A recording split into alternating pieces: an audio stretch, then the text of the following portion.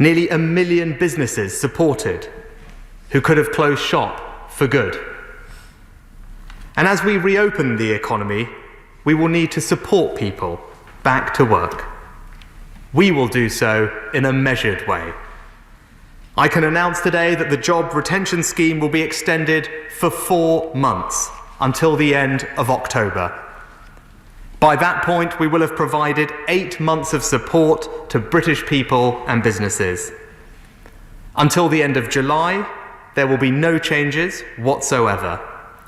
Then from August to October, the scheme will continue for all sectors and regions of the UK, but with greater flexibility to support the transition back to work.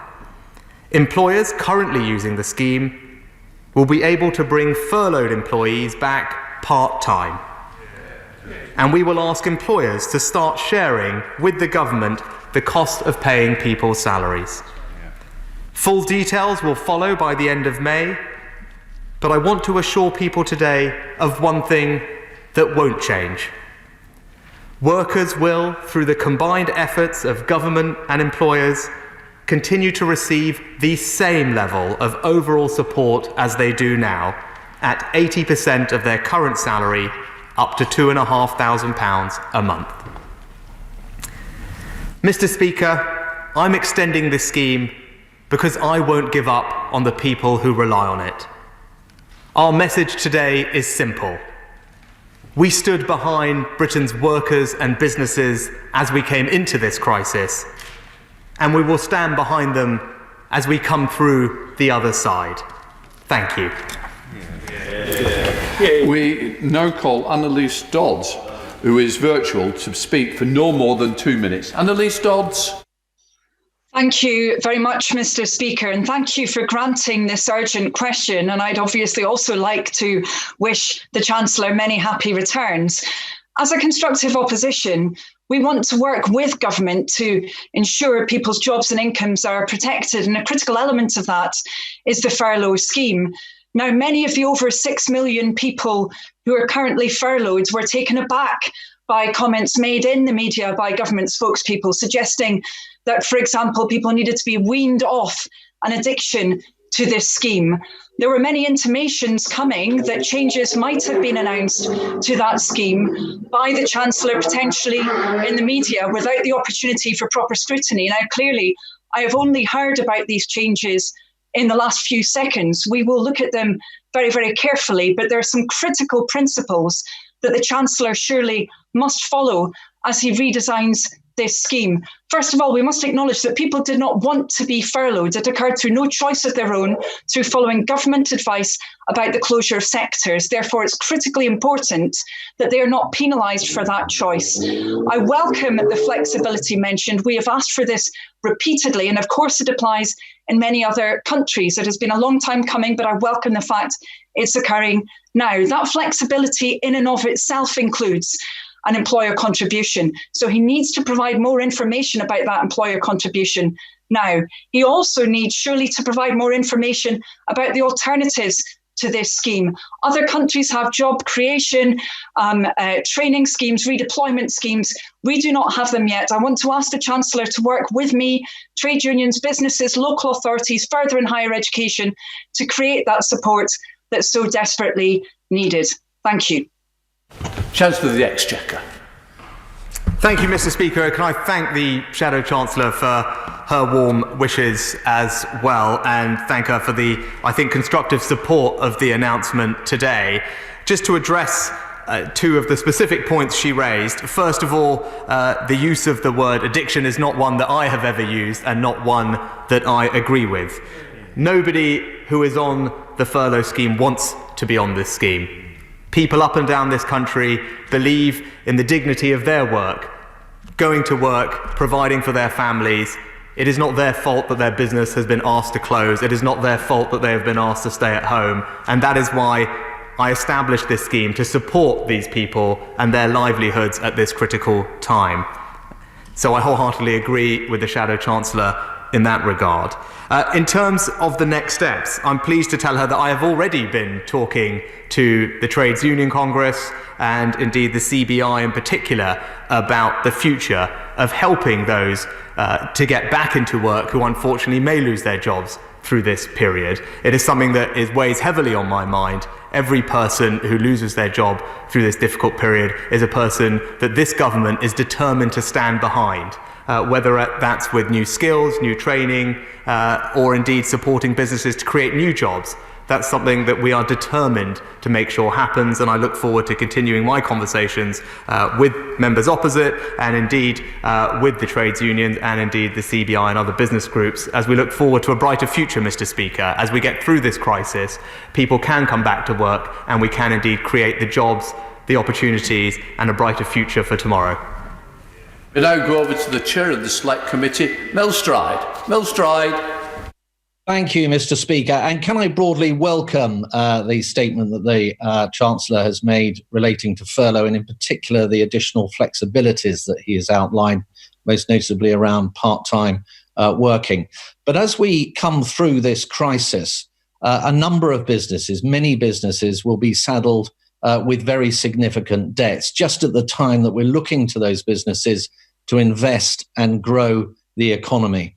So would my right honourable friend agree with me that it's absolutely vital that the government comes forward as soon as possible with a clear plan as to how it is going to assist those companies with that indebtedness in terms of debt forbearance and also equity finance so that they can fire up the economy and grow the jobs that the country will so desperately need? Chancellor of the Exchequer. Thanks, Mr. Speaker. As always, my honourable friend makes an excellent point. What I would say to him is, I agree, debt is not the answer to all businesses' problems at this time, which is why we have provided business with unprecedented degrees of direct cash support, cash grants of £10,000 or £25,000 for up to 1 million businesses, 750,000 businesses benefiting from a cut in their business taxes and indeed tax deferrals. All of that will help.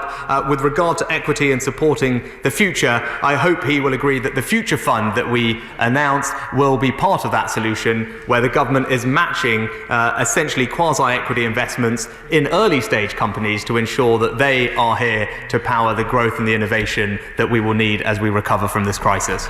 We now go to north of the border to the SNP spokesperson, Alison Thewlis, with 1 minute. Alison Thewlis. Thank you, Mr. Speaker. I wish the Chancellor a very happy birthday. The coronavirus job retention scheme has kept people from unemployment, a cost to the other parts of the UK government spending and to the economy as a whole. So I welcome his commitment to extend to October and to look at flexibility within the scheme, because that is something that many, including the SNP, have been calling for. But we await the detail of that before too long, I would hope. Does he recognise that removing or reducing wage support levels in the furlough scheme prematurely would increase universal credit claims, force workers back to work before it's safe for them and risk a second peak? The Scottish Government have been clear that the stay-at-home advice has not changed. So will he commit today to ensuring that the job retention scheme will remain in place in Scotland, Wales and Northern Ireland if our lockdowns continue longer than England? And lastly, will he commit to looking at the gaps within the scheme for new starters? And will he look at those businesses who are still waiting for money under the scheme? Because he said he would do whatever it takes, and if he doesn't fill those gaps, that will ring very hollow. Chancellor. Thank you, Mr. Speaker. Can I thank the Honourable Lady for her warm wishes as well. Just to clarify, there will be no reduction in the level of support for those on the scheme.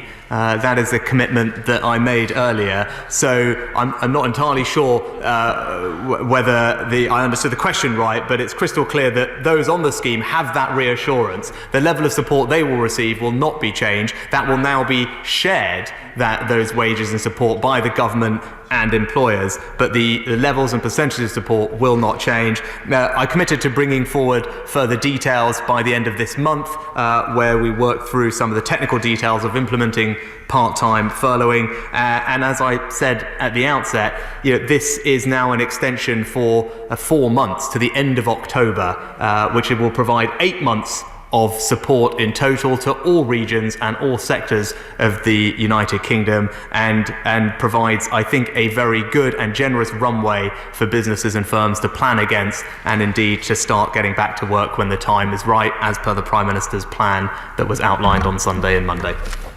We now go to Ben Everett. Ben Everett. Thank you, Mr. Speaker. We know that international comparisons should be made carefully, but I do note that polling released yesterday shows that the UK is considered to be the best in the world for supporting businesses and jobs during the crisis. So what steps is the Chancellor taking to ensure that this success is continued for companies in Milton Keynes and elsewhere as we gradually come out of the lockdown? Chancellor. I thank my honourable friend for that mention. That is indeed right. I was pleased to see polling that showed that people in this country felt that businesses were well supported compared to almost any other developed country. And indeed, the full scale of the economic intervention that we have put in place as a percentage of GDP stands as one of the most comprehensive anywhere in the world. I'm very happy to continue listening to my honourable friend to see what more we should be doing to support his businesses in Milton Keynes as they look forward to a future where they can start to reopen, start to get their employees back to work, and start to rebuild our economy as we emerge from this crisis. We go down to Caroline Lucas. Caroline Lucas. Thank you, Mr. Speaker. I welcome the continuation of the furlough scheme and its new flexibility to allow part-time work, vital for business in Brighton, particularly those in tourism and hospitality. Would you consider further support to that sector by a reduction in VAT on tourism? It's a policy which many of his own government MPs support. And can I ask him if you will consider revising the self-employed scheme by including small business owners who take their income in dividends, as well as those who combine PAYE with freelance work? Chancellor. Well, Mr. Speaker, those who work for their own companies can indeed avail themselves of the CJRS for the PAYE part of their income already. And with regard to support for the hospitality and leisure sector, I agree, it's the sector that has been most impacted by what we are all going through, which is why it's a sector that's received the most support, with cash grants of up to £25,000 for those businesses. Almost 1 million are eligible, and indeed an entire business rates holiday worth almost £12 billion for the entire 12 months of this financial year. And I do believe that is considerable support. But of course, as we emerge from this crisis, I keep all economic measures under review. We go up to Bury North with James Daly. James Daly. Thank you very much, Mr. Speaker. Can I thank the Chancellor for the speed with which he has managed to get so much money out to help my constituents in Bury?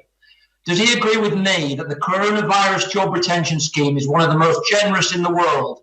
And can I express my gratitude to him for supporting so many jobs in my constituency and throughout the country, many of which would have been lost without these schemes?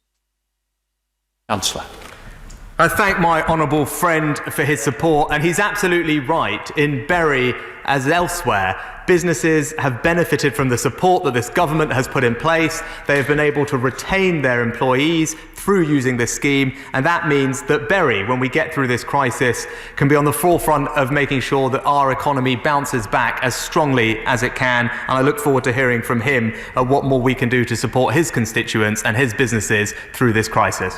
We stay in Greater Manchester with Kate Green. Kate Green. Thank you, Mr. Speaker. The Mayor of Greater Manchester's United We Stream initiative has raised thousands of pounds for our creative industries, which make a vital contribution both to our economy and to socio-emotional well-being. But with the sector likely to be among the last to exit lockdown, and with many of the artists working either on a freelance or self-employed basis, can the Chancellor confirm that full support will be given to that vital sector for as long as it's needed? Chancellor. Well, Mr. Speaker, I know my right honourable friend, the Culture Secretary, is engaged extensively with that sector as part of planning for a future where people can get back to work and sectors can reopen in a responsible and safe way. So that work is already undergoing. But of course, many people in that sector are benefiting already from our self-employment income support scheme, which opens this week for applications, and people will start receiving their lump sum payment as early as next week. And I know that will make an enormous difference to the many tens of thousands, if not hundreds of thousands of people who work in that sector and will benefit from that scheme. We now go down to Dover to Natalie Elphick. Natalie Elphick. Thank you, Mr. Speaker. May I also welcome the Chancellor's announcement today on furlough. P&O and many ferry operators are benefiting from millions of pounds of support that the Chancellor has provided through furlough and freight. However, last night, P&O, which is headquartered here in Dover, has announced redundancy plans for over 1,000 jobs after its Dubai owners failed to provide the support that the company needs.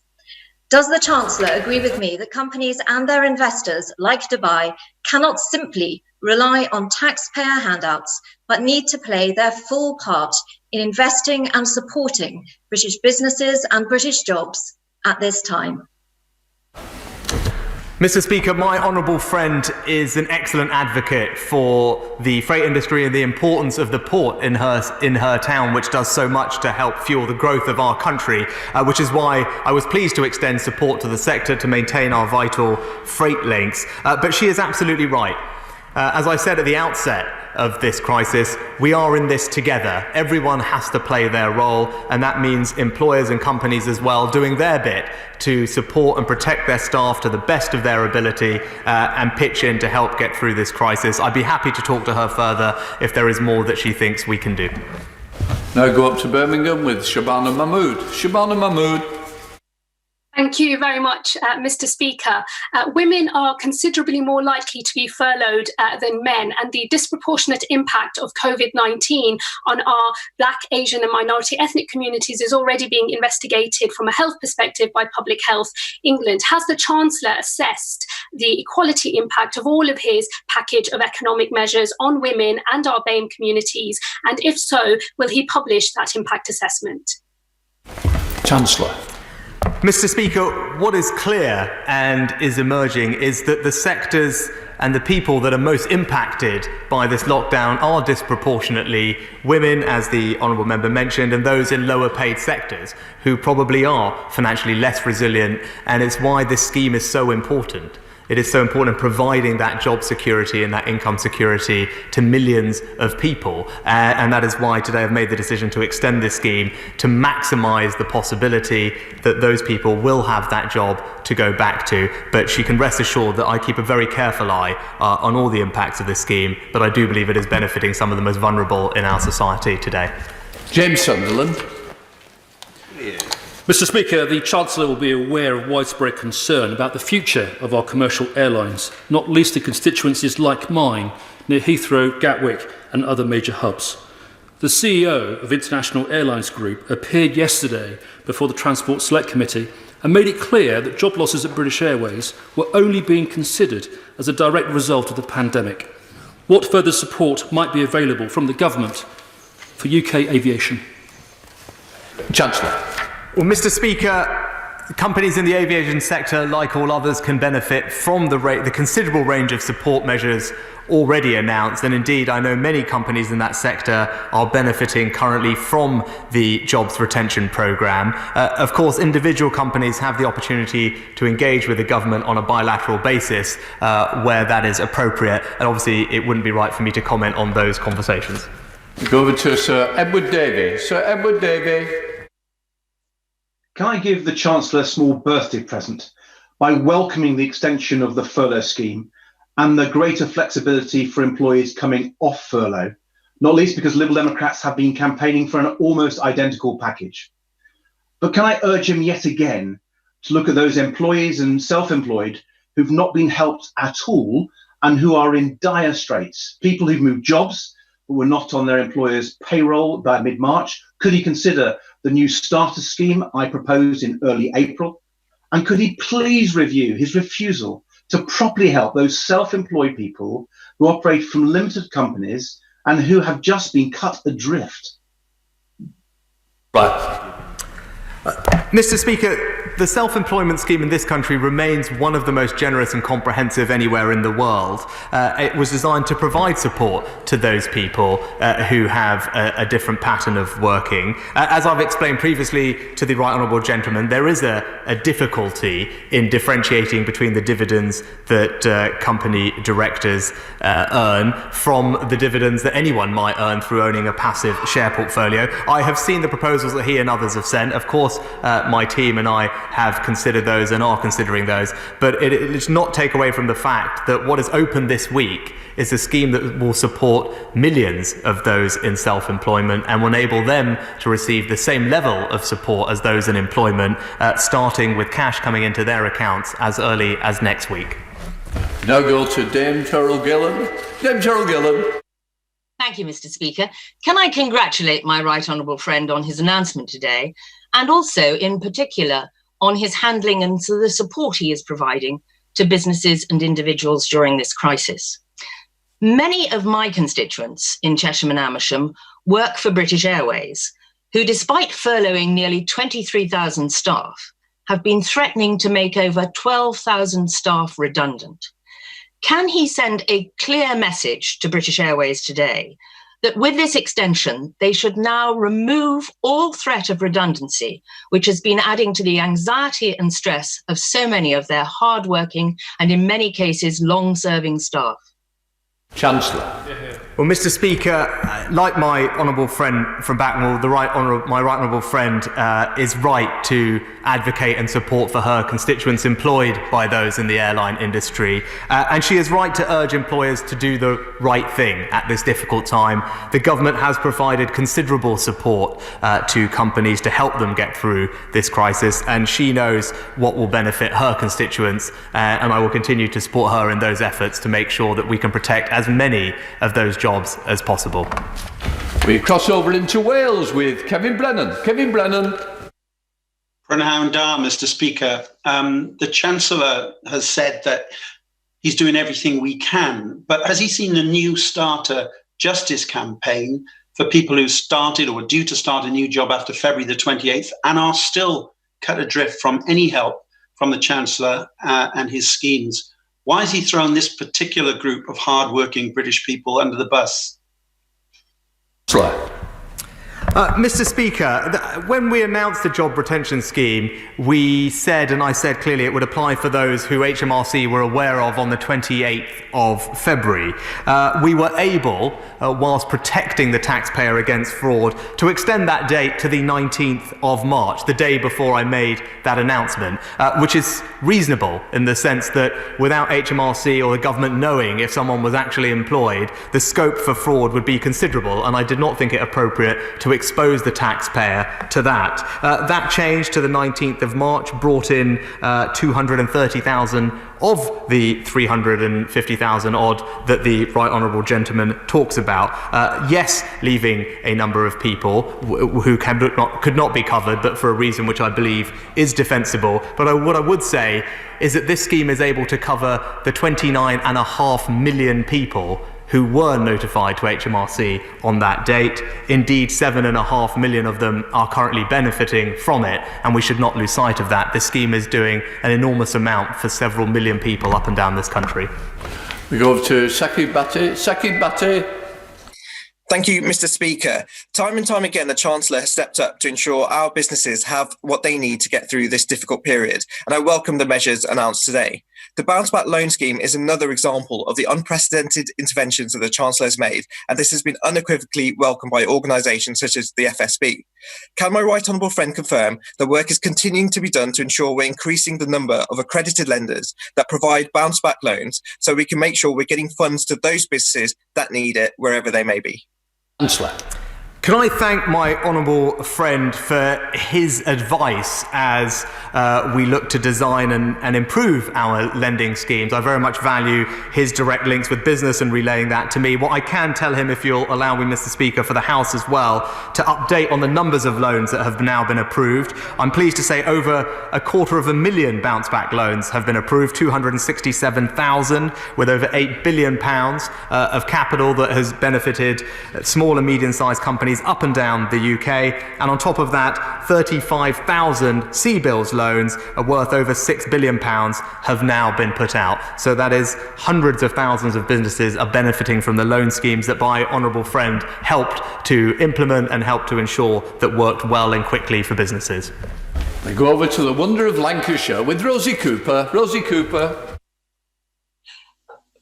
Thank you, Mr. Speaker.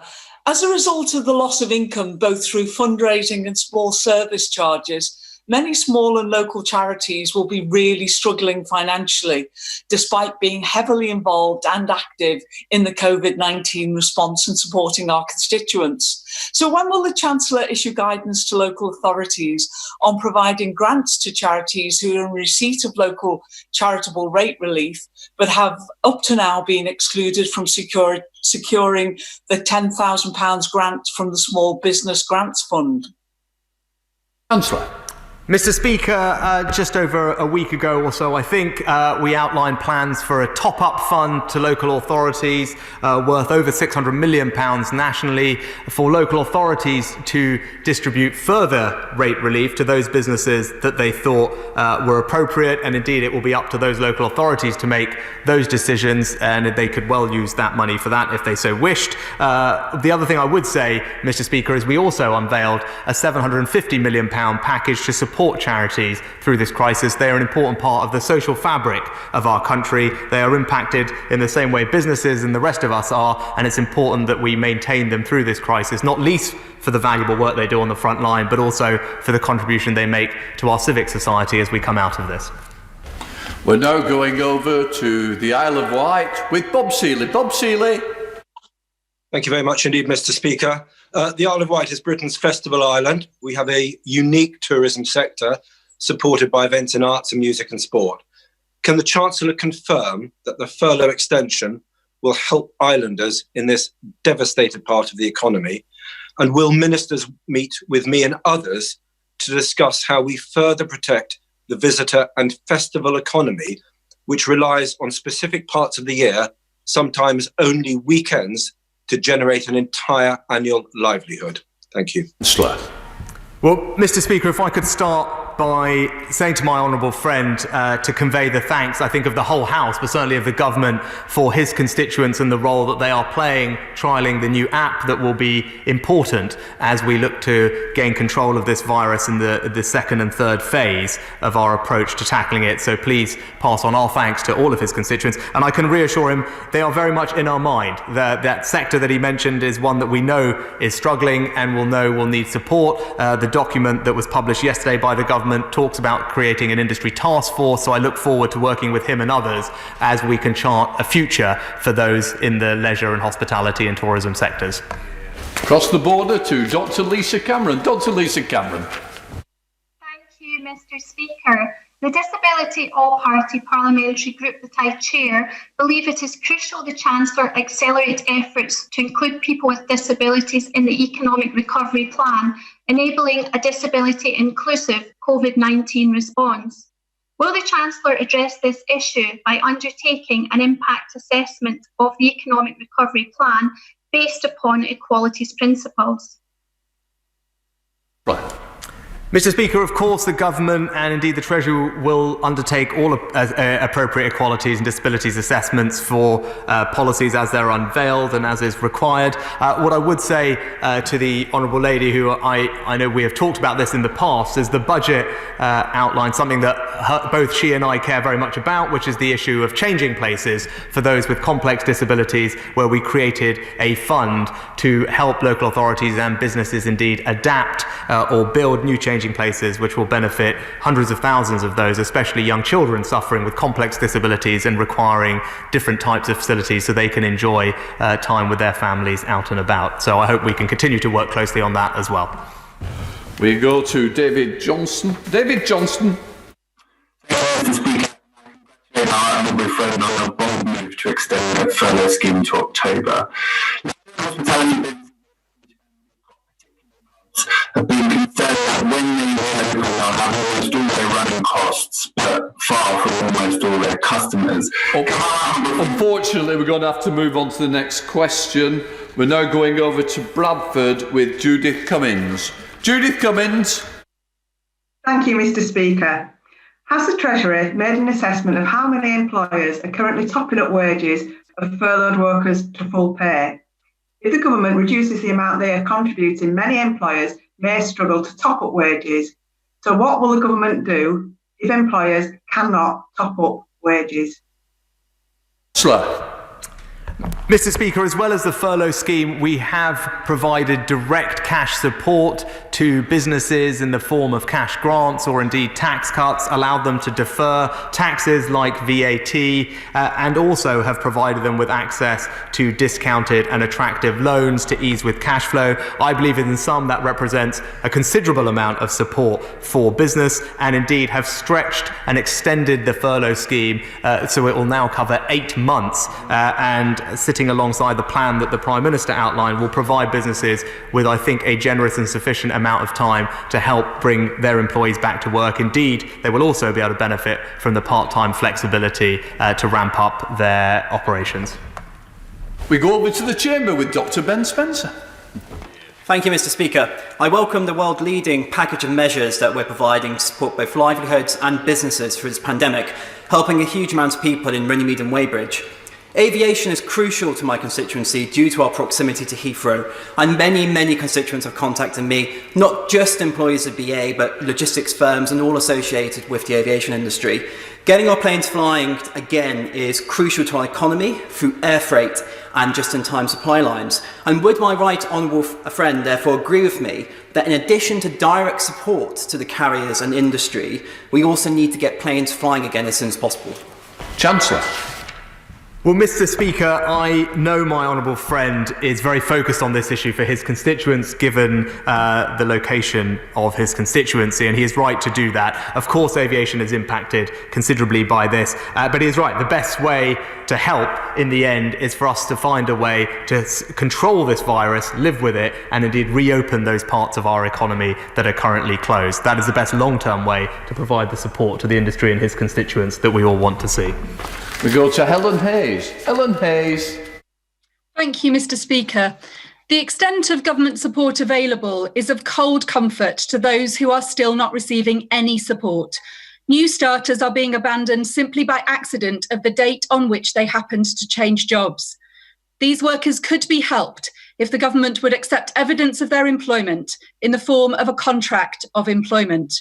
Many of these workers have paid taxes for years. Will the Chancellor reconsider his approach and take further action so that new starters are not left behind? Chancellor. Mr. Speaker, I don't have much more to add than my previous answer, but what I would say for those who don't benefit from this scheme or others, we have also taken significant action investing several £billions in strengthening our safety net in this country, whether through tax credits, universal credit, the local housing allowance, or indeed the hardship fund provided to local authorities. The most vulnerable in our society through this crisis are seeing considerable extra support from government to help them get through. We go down to Ashford with Debbie Green. Debbie Green. Thank you, Mr. Speaker. Like others, I'm grateful to the Chancellor for his extension of the furlough scheme, which is a reverse birthday present from him to workers and firms in my constituency. He will want our brilliant creative industries to come out of this crisis intact, and he knows that many people working in them are freelancers or on short-term contracts. Can he give some hope to those producing world-class work, often in precarious circumstances, that this sector will survive and flourish again after this is all over? Chancellor. Mr. Speaker, my right honourable friend is absolutely right. The creative industries play an incredibly important part in our economy in this country, and also are one of our great exports around the world and add to our soft power. And he is right that we should do everything we can to preserve the jewel that is that industry. As I said, I'm talking to my right honourable friend, the Culture Secretary. He's engaged with that industry to find the safest way for those workers to get back to work. We all want to see that happen in a measured and safe way, but he can rest assured that I am also thinking about it from an economic perspective and seeing whether our support schemes and everything else are optimised for that industry as we emerge from this recovery. We go over to Wales again with Gerald Jones. Gerald Jones. Thank you, Mr. Speaker. The furlough scheme is obviously hugely welcome, but does need greater flexibility. I hear what the Chancellor says, but we on this side of the House have set out ways in which the furlough scheme arrangements could be adapted to include those new starters who have just missed out without risking fraudulent payments. So will the Chancellor give these proposals urgent and serious consideration? Chancellor. Mr. Speaker, we did give consideration to proposals that we received, worked with our systems, and which is why we were able to extend the date from the 28th of February to the 19th of March, which was a day before I made the announcement, and to me is a reasonable and defensible date to choose. I think it is also worth bearing in mind not to underestimate the challenge operationally of creating these schemes and making sure they work for people. And as I said at the time, from announcement to the scheme going live was a matter of weeks. Thousands of people worked their socks off to make that happen, and several million people's pay packets are now being supported and paid because that all works. These things are not straightforward to do, and the ability to change them and add complexity to them will just simply make it more likely that they don't work and more likely that people have to wait a lot longer to get the support that they desperately need at this time.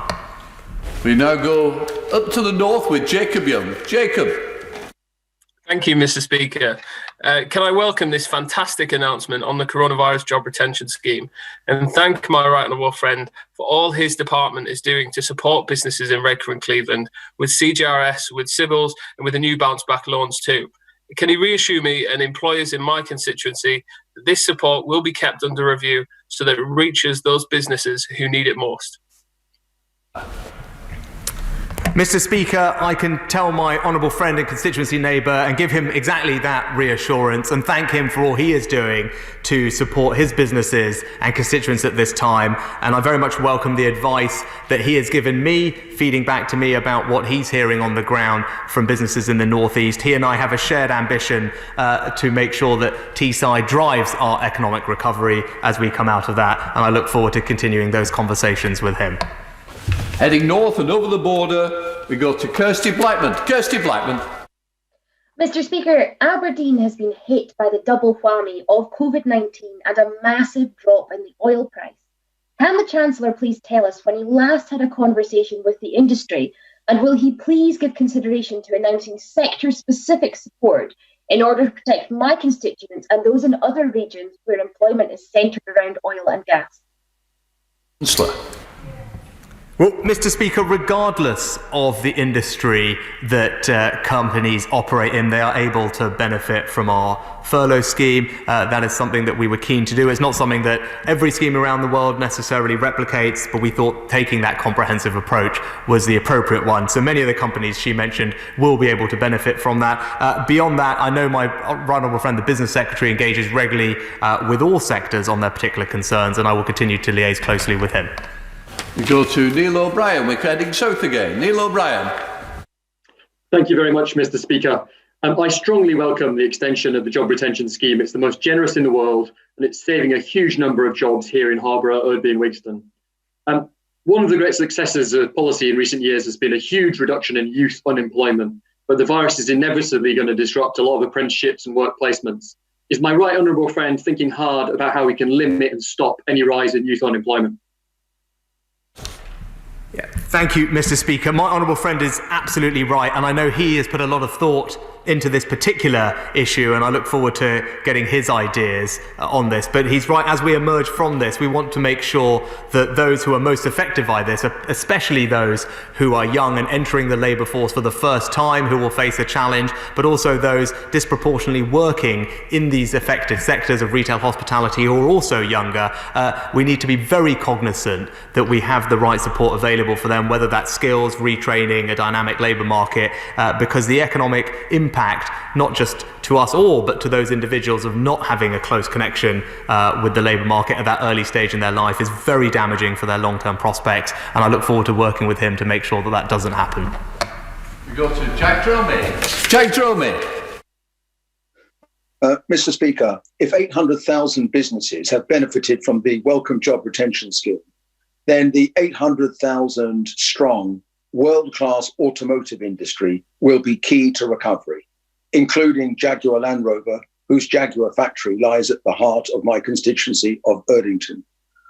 Does the Chancellor recognise that the continuation for as long as is necessary of the job retention scheme, together with welcome measures to help companies deeply in debt, battling with liquidity, will be crucial for the future, providing a necessary certainty upon which businesses, workers and trade unions can plan to rebuild? Chancellor. Thank you, Mr. Speaker. I think I find myself in agreement with the honourable member, and I know he is fortunate to have such a fantastic company locally to him, and I know that they and their workers will be pleased to this government, and indeed their representative is advocating on their behalf. For larger companies, not mentioning that Jaguar Land Rover specifically, we have also extended some of our loan schemes that they can benefit from, and I know many companies in the automotive supply chain, for example, will now be able to benefit from our larger CBILS programme that went live last week and is already lending billions of pounds. But he's right, these various schemes are important. The industry that he mentions is one which is critical to the UK, and I look forward to making sure that they can have as strong and as swift a recovery as possible. We go over to Mark Harper in the Forest of Dean. Mark Harper. Thank you very much, Mr. Speaker. I too welcome the announcement that the Chancellor has made today. It'll be particularly welcome to the businesses in the leisure, hospitality and tourism sector, who are very important in my area and have been very hard hit. I welcome the fact the Chancellor has extended the scheme to October. Should businesses plan on that scheme coming to an end in October if we are able to stick to the timetable set out by the Prime Minister in the government's recovery strategy, or is there any chance that the Chancellor will be able to extend the scheme? I think some certainty for businesses will be helpful. Well, Mr. Speaker, of course we will keep everything under review, but my expectation is by then the scheme should end. As I've said before, we have stretched and strained to be as generous as possible to businesses and workers, which is why we have made the decision that we've made today, which is important to me personally. But of course, as I've also said, this scheme is expensive. It is the right thing to do. The cost of not acting would have been far higher, but it's not something that can continue indefinitely into the future. 8 months of total support is a considerable amount of time, and now that we have a plan from the Prime Minister with a path to reopening those parts of our economy that are closed, I believe we can get the country back on track, get people back into work, and this scheme will help them do it in a measured way, in a phased way, and protect as many jobs as possible. We go to Mary Onid with Liz Saville-Roberts. Liz Saville-Roberts. Diolch yn fawr Ifarydd, and can I take the opportunity to wish Penblwydd hapus to the Chancellor. In Wales, workplace restrictions have not been changed, as many parts of the country have not yet passed the peak of infection. The economic taps must not therefore be turned off in Westminster before the public health emergency has subsided in Wales. Will the Chancellor ensure that the furlough scheme remains in place for as long as necessary and in such a form as to enable expert-led public health guidance to be followed in each nation? Mr. Speaker, as I've just said previously as well, this is a UK scheme. It applies equally to all regions, nations and sectors of the country. It is generous in its length, extending all the way to October, and I believe that provides sufficient runway and support to businesses wherever they might be in this country. But I do thank the Right Honourable Member for her warm wishes. Rob Roberts. Thank you, Mr. Speaker. Can I commend my Right Honourable Friend and the Treasury team in bringing together the economic support package that's given businesses and families across the UK the support they need during the lockdown. Obviously one of the most comprehensive packages in the world, and my constituents are pleased that when they needed help, this United Kingdom government had their back. Can my Right Honourable Friend assure me that the work is in progress so that businesses, particularly in the tourism sector, are prepared for when the lockdown restrictions are eased, as it is a significant element of my Dellins economy?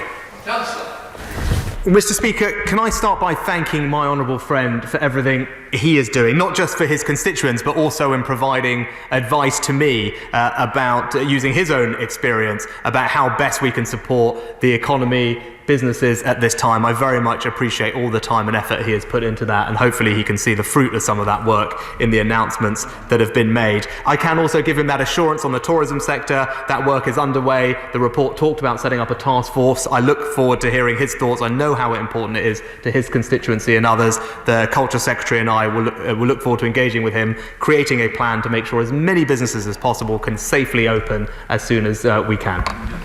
We got to Leeds with Richard Bergen. Richard Bergen. Thank you, Mr. Speaker. Many minimum wage workers have been furloughed and are now expected to get by on just 80% of the minimum wage, even though rents, bills and food prices haven't fallen. So will the Chancellor implement guarantees so that no furloughed worker is ever forced to live on less than 100% of the national minimum wage? Thank you, Mr. Speaker. The scheme as it is designed does provide income support of 80% of those wages. Indeed, where those wages are variable, the scheme allows an average to be taken to benefit the employee. We have also strengthened the safety net, as I mentioned earlier, but also crucially, employees who are furloughed are then able to work elsewhere as well to supplement their incomes. That flexibility is often unnoticed, but is very helpful. I know many people are taking advantage of that to boost their incomes during this time, and I do think that the scheme as it is designed provides the support as required to those, especially those on the lowest pay. We go to Meg Hillier. Meg Hillier. Thank you, Mr. Speaker. Mr. Speaker, the Chancellor has spoken about the freelancers who are working often on short-term contracts or for personal service companies. He talked about optimising the existing mechanisms for those people on answer to the Honourable Member for Ashford. But will the Chancellor actually come forward today with a suggestion that there are concrete proposals in play? These are people with clear financial records, often with accountants. So there is a track record. Will the Chancellor support these different types of self-employed people? Well, Mr. Speaker, they are being supported. The scheme to support them goes live tomorrow, ahead of schedule.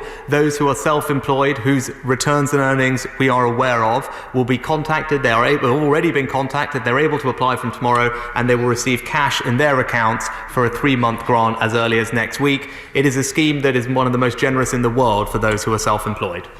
Steve Bryan. Excellent birthday work, Mr. Speaker, on the furlough scheme from the Chancellor, and the flexibility being added to it is very welcome. When he announced the original furlough scheme, many of us in this House and outside in the country talked about the self-employed and asked for parity, and he then, notwithstanding the issues that he knows I have with the people left out of the self-employment support scheme, but that scheme of course comes to an end very shortly. So returning to the call for parity, can we assume that he is working on an extension to the self-employed income support scheme? Because I know that many people will be listening very carefully to what he says about that today. Chancellor.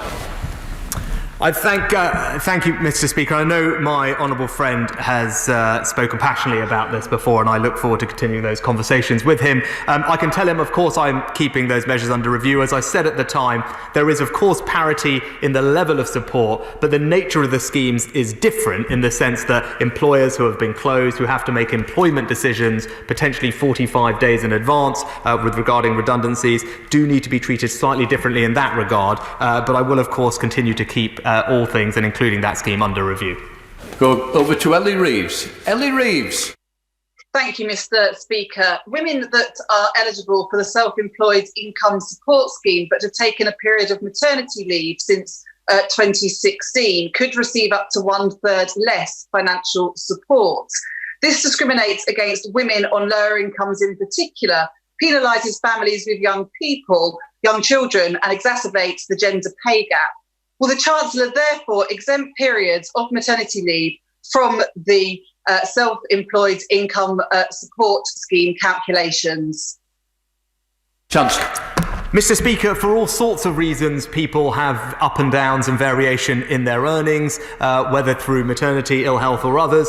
What we have done to deal with this is to provide an average of income over up to 3 years on a look-back basis to smooth all those ups and downs in all people's incomes. It was something that at the beginning stakeholder groups were keen to see. It's something we delivered, and I believe provides the fairest way to treat everybody on a level playing field for whatever their circumstances. A 3 years averaging of their earnings, to me, seems a very reasonable approach to take. Felicity Buchan.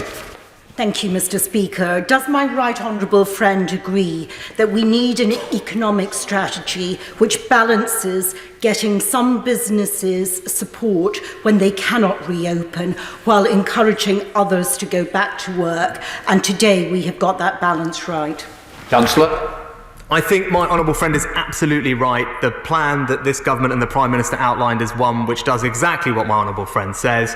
For those who can go back to work now, they should do so in a safe way, as the Business Secretary will talk about later today. And as the rest of our economy reopens, they will have the benefit of a furlough scheme that extends all the way to October, provides for part-time flexibility. The combination of all these things means that her businesses and many others can take the time they need to get firing again on all cylinders.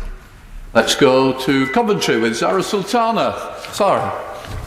Mr. Speaker, it is estimated that the economic impact of the pandemic will hit the West Midlands the hardest. And this week, it was announced that a manufacturer and supplier to Jaguar Land Rover in Coventry South has gone into administration, putting 600 jobs at risk. Will the government therefore step up efforts to protect manufacturing jobs, especially in the automotive industry, and invest in them to provide green, sustainable jobs for the future? Mr. Speaker, I'm very sorry to hear about the potential job losses in the honourable member's constituency. To me, every job lost during this period is heartbreaking. It's why I am doing my absolute utmost to provide the support that I can to protect as many as possible. I've said clearly I can't, and nor could any of us, save every single job or business. But I believe the loans, the cash grants, the job retention scheme will all play a vital role in saving many millions of jobs and businesses, particularly in the automotive supply chain. The honourable member is right, that is an important part of our economy and is one that it deserves our support to ensure that it can be a strong part of our recovery. Now go down to Andrew Griffith. Andrew Griffith. Mr. Speaker, the generous and unprecedented schemes my right honourable friend has put in place are doing a really tremendous job protecting thousands of employees, small businesses and the self-employed in my constituency of Arundel and South Downs. Many in West Sussex work in aviation. So in addition to heartily welcoming today's extension of the excellent job retention scheme, may I ask him to at least consider the temporary suspension of air passenger duty, as well as testing passengers on arrival as an alternative to the 14-day quarantine to help this vital sector of the economy. Well, Mr. Speaker, I thank my honourable member for his support and also thank him for the advice he has provided me with his extensive experience of business and indeed in his own constituency. He knows I care deeply about the aviation sector, and I know that my honourable friend, the Transport Secretary and Foreign Secretary, are considering the issues that he raised. In particular, the government's been clear that further detail on those quarantine measures will be outlined in due course, but I will make sure that I pass on his suggestion. We go to Scotland again with Wendy Chamberlain. Wendy Chamberlain. Thank you, Mr. Speaker. In North East Fife, much of the economy is seasonal. Workers who had contracts often agreed months in advance now face no income and no access to the existing support. Fundraising for some golf caddies in St Andrews is underway, and although I applaud local community efforts and their generosity, rather than having them rely on charity, what support can the Chancellor offer to the seasonal workforce this year so that they can actually return next year? Well, Mr. Speaker, those who were in seasonal work are able to use an average of their earnings over a period, or indeed the same month on a year-over-year basis, if that is a more generous way to calculate their eligibility to the furlough payments. That, I think, is, as I said, the most generous way to treat those in seasonal employment under the scheme and make sure that we reflect their earnings appropriately. We now go to Mike Wood. Mike Wood. Thank you, Mr. Speaker. And these measures are exactly what manufacturing firms in Dudley South are being called for as they start to reopen. Will the Chancellor undertake to work with our excellent Mayor Andy Street to make sure that West Midlands manufacturing and its needs, its employees, are fully considered as they start the task of rebuilding our economy? Chancellor. Mr. Speaker, I can give my honourable friend that assurance. I look forward to speaking further with him and the excellent Mayor Andy Street as we all work together to drive the West Midlands economy as part of the economic recovery plan. And I know that he, the Mayor, and his businesses can play a leading role in that. We go back up to Scotland with Miriam Fellows. Miriam Fellows. Thank you, Mr. Speaker.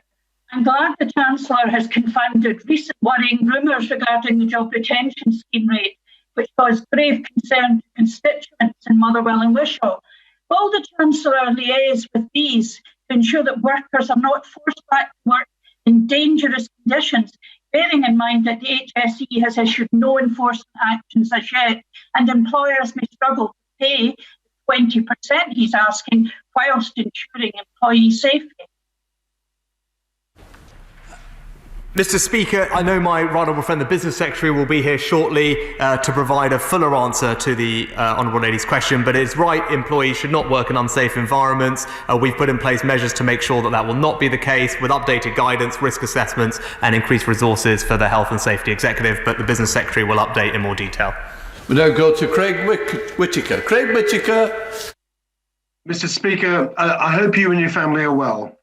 Mr. Speaker, the Calder Valley employs around 19% of its residents in the manufacturing sector, thousands of which are incredibly grateful for the Chancellor's ingenuity around the furlough scheme.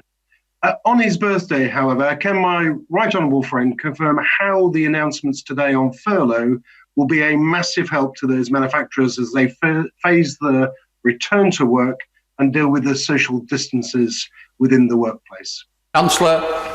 Thank you, Mr. Speaker. Manufacturing organisations in particular were keen to have the flexibility to bring employees back in shifts on a part-time basis whilst being able to furlough them for the remainder of the time as they ramp up operations. So I'm pleased that we could deliver that flexibility today for the second part of the scheme. I think that will be valuable to manufacturers in my honourable friend's constituency and help them get back up to speed as quickly as possible in a way that they can afford as well.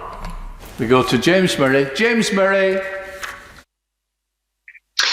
Mr. Speaker, Ranjith Chandrapala lived in Handwell in my constituency, and he drove the 92 bus until 3 weeks ago before he died of COVID-19, leaving behind a loving family, including his daughter Leshy.